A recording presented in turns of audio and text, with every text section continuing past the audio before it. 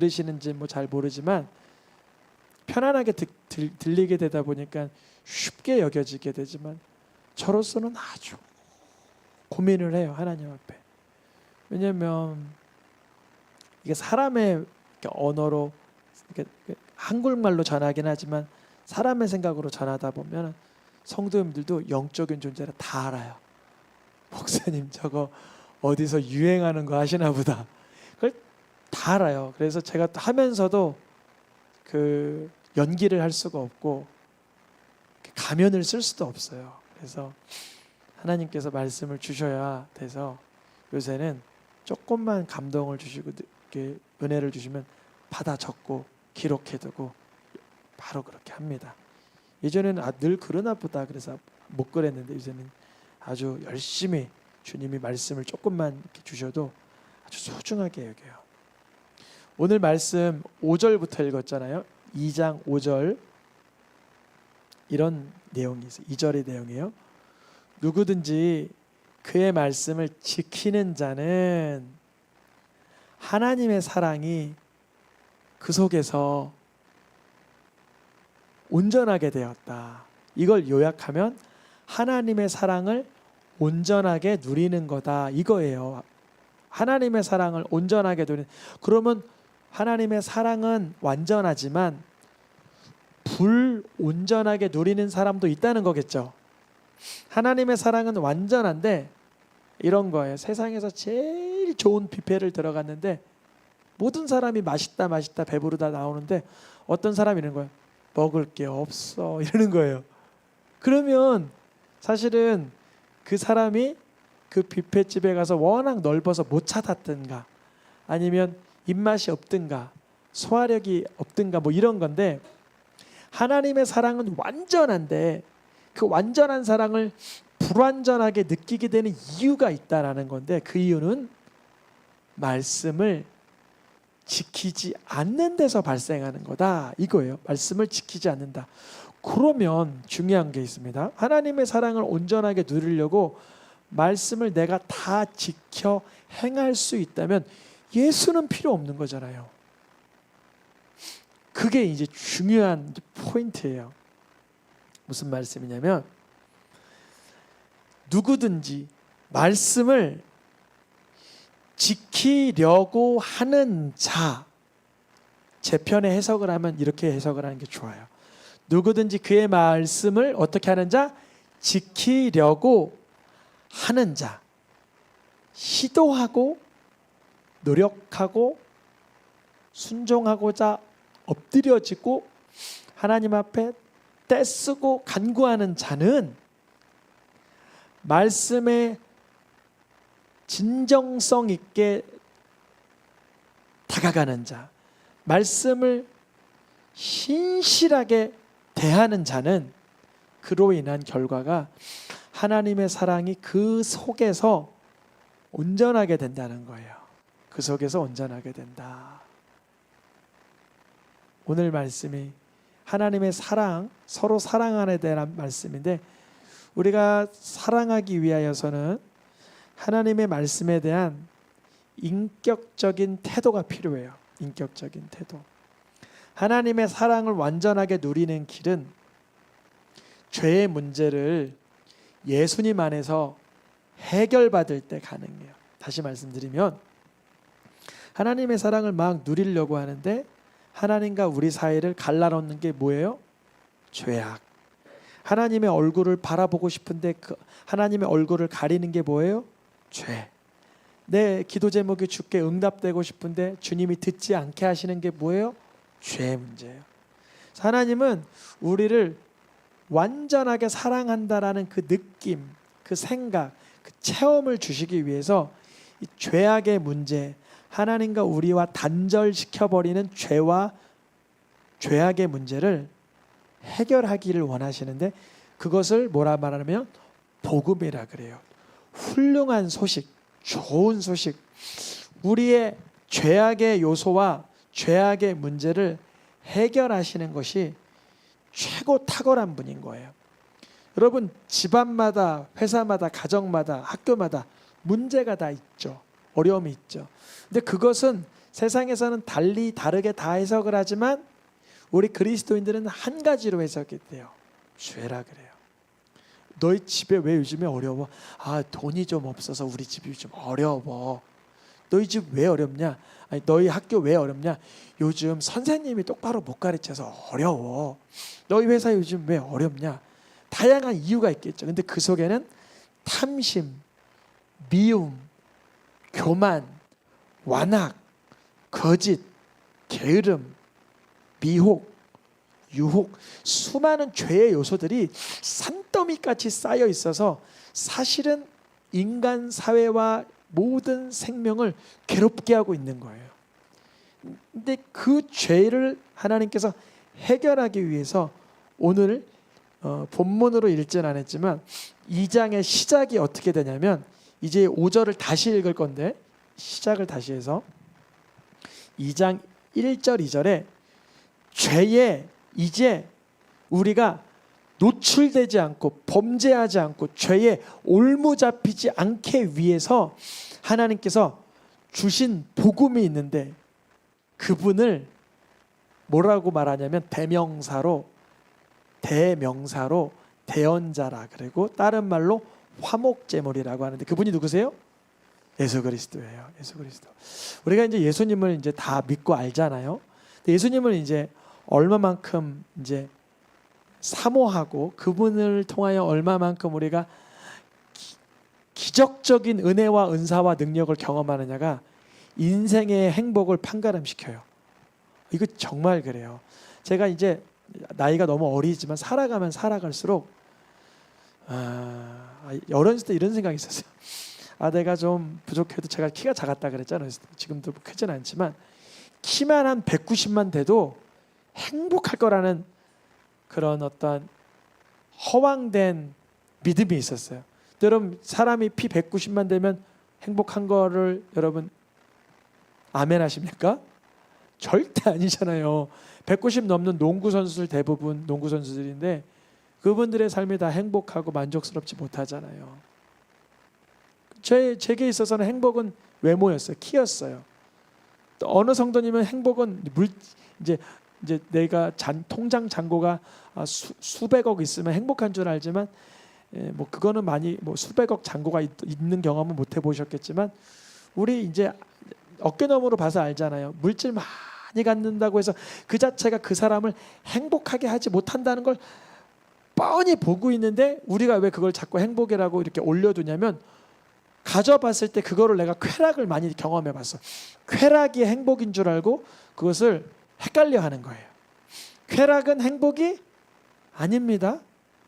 우리가 물질을 가지고 내가 원하는 걸 다 할 수 있다고 해서 그게 하나님이 보시는 행복이 아니에요. 그거는 쾌락이요, 세상적인 즐거움이요, 정욕이요 뿐이에요. 그건 우리가 행복하다, 그게 복된 삶이다라고 여기서 물질을 많이 위에 둬서 하나님 비슷하게 여기지만 그건 아니죠. 예수님을 통하여 하나님과 가려졌던 그 영적 세계가 예수 이름을 부르며 열리는 게 엄청난 행복이에요. 그때 미움의 역사, 갈등의 역사, 심지어 질병의 역사들이 깨끗이 정리가 돼요. 그걸 경험해 보시라는 거예요. 그거를 예수님의 이름을 부르다가 죄의 영역에 도전을 해보는 거예요. 예수님은 나의 화목제물이십니다. 나의 대언자이십니다. 변호자죠, 변호자. 나의 구주 그리스도이십니다. 나만을 위하는 분이 아니라 온 세상에 정말 무지막지한 모든 죄를 예수님이 대신 갚아주신다는 거예요. 이거를 이제 저 같은 경우는 뭐 사회 뉴스, 해외 토픽에서도 보지만 1년에 한 번 정도 여주에 거기 가잖아요. 중독자 센터. 거기 가면 상상을 넘어서는 그런 죄악으로 피폐해진 분들이 꽤 계세요. 도무지 구제할 수 없는 인간이다라고 보여지는 분도 계세요.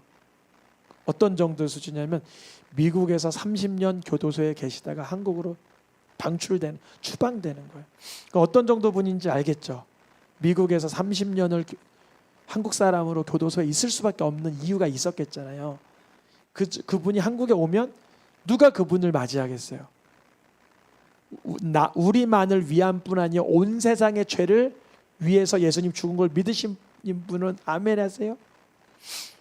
안일건 목사님이라는 분인데 그분은 이걸 믿으세요. 세게 믿으세요. 그래서 본인은 사업을 하던 분인데 큰 사업하던 분인데 갑자기 어느 날 눈이 시력이 사라져 버렸어요.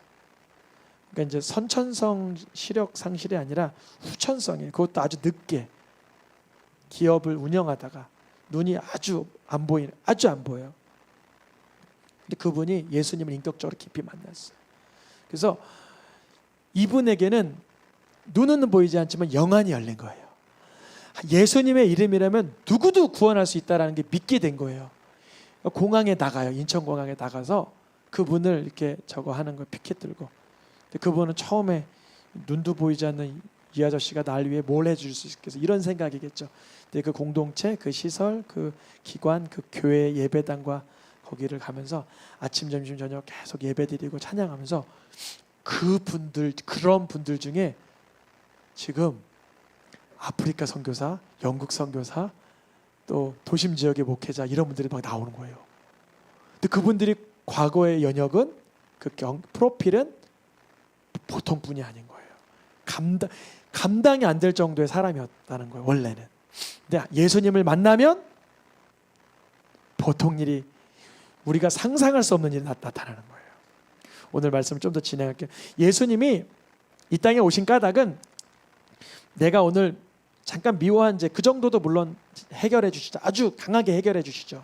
그런데 중차대한 죄악의 문제까지도 온 세상의 죄악의 그 구조적인 문제, 사회적인 문제, 인격적인 문제, 가정적인 문제를 전략적으로 해결할 수 있는 능력을 오신 분이 예수님이라는 거예요. 그러면 우리가 그럼 예수님을 어떻게 알아가나? 그분을 어떻게 믿나? 3절 말씀입니다. 같은 말씀이죠. 읽어보겠습니다. 그의 계명을 지키면 그런 깡패 같은 살인자 같은 사기꾼 같은 중독자 같은 사람이 계명을 지킬 수 있어요? 없어요? 없잖아요. 그러면 예수님을 알 수가 없네? 그런 구조로 적힌 게 아니라는 거예요. 중요합니다. 그의 계명을 지켜보려고만 한다면 그의 계명을 지키려는 마음만 가져도 어떤 상태가 되냐면 내가 죄의 문제에 걸린 인생이라는 걸 그때 발견하는 거예요. 신기한 거는요, 많은 사람을 죽이고 많은 사기를 쳐도 자기가 죄인인 거를 전혀 몰라요. 아주 알 수가 없어요. 아주 몰라요. 왜 모르냐면 물어보면 내가 이거 좋아서 했을까요? 이래요. 그래서 아니 그러면 당신 죄인 아니야?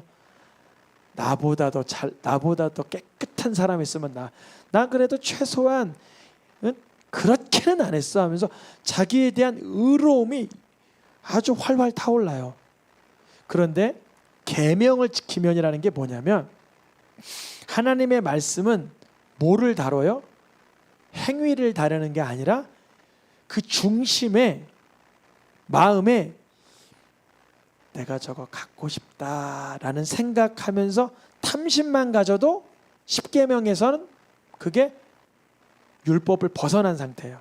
여러분 우리가 예를 들어 세상에 아무도 살지 않는 무인도에 혼자 가서 아무런 행동을 하지 않고 마음으로 아이고 여기 누가 오면 내가 가만두지 않을 거야, 때려 죽일 거야 이렇게 생각했다고 해볼게요. 이건 죄예요, 죄가 아니에요? 아니, 죄 아니죠. 세상적으로는, 사회법으로는. 근데 여기 누가 이 무인도 들어오기만 해봐, 때려 죽일 거야. 그럼 하나님 보시기엔 그거는 살인죄라는 거예요. 그러니까 계명을 지키려고 한다면 이 마음에 있는 미움조차 살인인 걸 알고 하나님 이 미움을 걷어가 주세요 라고 하는 자는 그때서야 누구를 만나요? 대언자요 화목제물이요 예수를 만나게 되는 거예요. 그 계명을 지키려고 하는 가운데 우리가 누구를 알게 돼요? 그 예수를 알게 되는 거예요. 계명을 안 지키려고 하면요, 예수님을 내가 알고 있는 줄을 스스로 몰라요. 이거는 중요한 질문인데 간혹 믿음 생활하는 분 중에 예수님 믿으세요? 그러면 이래요. 제가 사실 믿는지 안 믿는지를 잘 모르겠습니다. 그래요. 왜 그런지 알아요? 계명을 안 지켜서 그래요. 그러면 계명을 안 지켜서 그렇다고 하면 그 사람이 계명을 다 안 지켰다 이 얘기가 아니라 중요한 얘기예요. 계명을 지켜보려고 하나님 앞에서 내 마음을 들여다보고 통해 자복하고 애통하며 회개하며 간구하지 않아서 그래요. 그렇게 하다 보면 예수님을 안 믿을 수가 없다는 걸 발견해요. 예수님을 안 믿고선 나 같은 자가 천국은 근처에도 못 간다는 걸 깨닫게 되는 거예요. 그게 바로 요한일서에서 사도 요한이 계명에 관한 전략적인 계속 이 얘기를 해주는 거예요. 다시 해볼게요. 그를 예수 그리스도를 내가 안다 라고 말했어요. 그리고 삶에서는 뭐하지 않아요? 계명 안 지켜요. 계명 안 지키면 내 맘대로 살면 예수님이 필요 없는 거예요. 나는 맘 놓고 내 옆에 있는 누구를 미워할 수 있다는 사람이 있어요. 이게 요한일서 뒷부분의 이제 얘기인데, 미워하는 순간 그 미움은 하나님과 반대되는 영역이기 때문에 어둠에 있는 상태라서 그때 그 사람은 계명을 지키고자 애통하며 구할 수밖에 없는 거예요. 아직 때리지 않았어요. 속이지 않았어요. 뺏지 않았어요. 그 사람한테 손해 끼치지도 않았을 때 마음에 뭐만 있어도, 미움만 있어도 하나님 앞에 벌벌벌 떨면서 하나님 이 미움 어떡해요? 내가 살인을 했잖아요. 이렇게 되는 거예요. 그럼 그 살인죄를 해결할 수 있는 분 누구밖에 없어요? 예수님밖에 없는 거예요. 예수님을 안 믿을 수가 없는 상태가 되게 만드는 분이 성령님이세요. 우리 속에 나 예수님 알아. 아는데 잘 안 믿어져. 아는데 그거는 제대로 알지 못하는, 진리가 그 속에 있지 못하여서 그냥 내 원하는 대로 살아가다가 언젠간 발견하죠. 내가 거짓했구나. 예수를 안다라고 그냥 풍어를 울듯이 얘기는 했지만 사실 날 예수를 전혀 몰랐구나. 다시요. 오늘 말씀을 가볼게요. 5절. 누구든지 말씀을 지키는 자는 하나님의 사랑이 참으로 그 속에서 어떻게 될 수 있어요? 이제는 온전하게 되어가면서 이로써 우리가 어디 안에? 예수 그리스도 안에 있는 줄을 발견하게 되는 거예요. 말씀을 지키려고 하지 않으면 예수님 안에 들어갈 필요가 없어요. 여러분 중환자실에 중환자실이 아니라 수술대에 나는 병이 없어도 일단 올라가 보고 싶은 사람이 있어요? 흉부외과 수술대 위에 다 이렇게 메스를 들고 있는 거기에 나는 저부터 수술해 주세요. 일단 갈라보세요. 뭔가 있겠죠. 이러시는 분 계세요? 확실하게 죄가 아니라 이 어떠한 뭔가 발견돼야 이제 개복을 하나 마나 결정을 하잖아요. 그 안에 들어간다는 건, 예수님 안에 들어갈 때 나의 자아는 내려지게 되고 나의 본성은 내려지게 되고 나의 속사람은 내려지게 되면서 이제 예수님으로 살겠다라고 고백하는 사람은 말씀을 지켜보려고 했다가 내가 그럴 수 없는 피조물이며 연약한 자인 것을 발견하면 예수님 안으로 도피성으로 들어갈 수밖에 없는 거예요. 도피성이 뭐예요? 우연히 살인한 자. 도피성으로 도망가라고 써 있죠. 예수님의 법 기준으로는 우리는 다 우연히 살인한 자들이죠. 여러분 이번 일주일 동안 누구 하나 안 미워해 보신 분 있으세요? 다 밉죠. 어떤 때는 저 사람이 왜 저렇게 할까? 저 사람은 나한테 왜 그럴까? 이런 사랑하지 못하는데 어둠의 상태. 그건 재빠르게 예수님을 바라봐야죠. 도피성으로 빨리 들어갈 수 있도록 6군데 동서쪽에 갈라놓으신 것처럼 예수님께 빠르게 들어가야 돼요. 오늘 6절 다시요. 말씀을 지키다 보면 내가 그럴 수 없는 피조물임을 발견하고 허약함을 발견하고 예수님을 바라보게 되는데 이제 난 예수님을 못 떠나겠어. 나 이제 예수님만 바라보며 살아야 되겠어. 그래야 내 죄가 해결돼. 내 미움이 해결돼. 라고 말하는 자는 이제 그 예수님의 능력으로 어떻게 돼요? 그가 행하시는 대로 자기도 살아갈 수밖에 없는 거예요. 예수님처럼 안 살면 내가 또 죄악의 소용돌이 속에서 비참해질 수밖에 없다라는 것을 발견한 자들이에요. 그래서 요한일서 2장 1절부터 오늘 6절까지 이 짤막한 말씀을 통해서 하나님의 사랑을 온전히 누릴 수 있는 방법은 계명을 뭐 해야 된다요? 읽어보겠습니다. 나를 사랑하면 나의 계명을 지키리라.